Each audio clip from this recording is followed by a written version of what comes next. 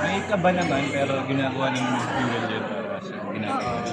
Excitement lang. Excitement Alam mo siya. yung focus ka sa project, focus ka sa trabaho talaga na magawa mo siya ng maayos at masaya. Yun lang yung goal namin. And siguro pag ganun yung energy mo towards the project, marareflect naman yun sa mga tao. Guys, how do you maintain your authenticity sa magiging love different as Di ba lang? Ito lang. Hindi.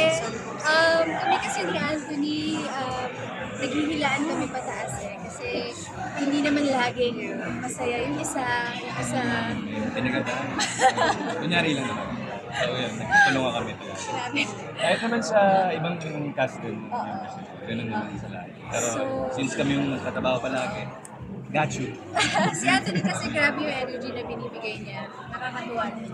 So, kapag sobrang stressful na ng araw, parang maglalaro na lang kami. Maris Anthony, pag napansin niyo malungkot yung isa't isa, paano niyo pinapangiti? Siguro sa mga simpleng jokes, yung mga banat-banat na secret na lang siyempre. Sa amin dami lang. Pero yun, pag kahit namin nalulungkot yung isa parang siyempre, nakausapin mo. Pagka okay naman, mag-i-start naman yung conversation yun, magiging maayos din yun at the end of the day. Magaling siya magpatawa. Magaling ako kumausap ng tao.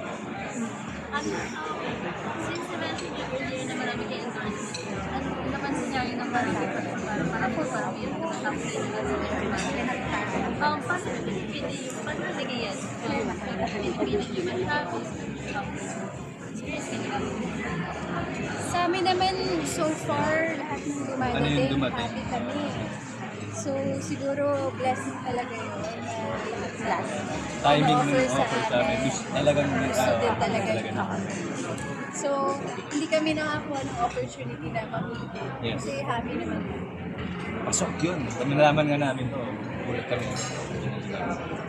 Maris, confirm ko lang, kanina nabanggit mo na meron kayong upcoming film. Maaari niyo ba kami bigyan ng hint kung anong genre nito? I think di pa po yan Secret pa talaga. Basta something exciting. Pero is that under Viva kasi Jason Paul. It's under Black Sheep.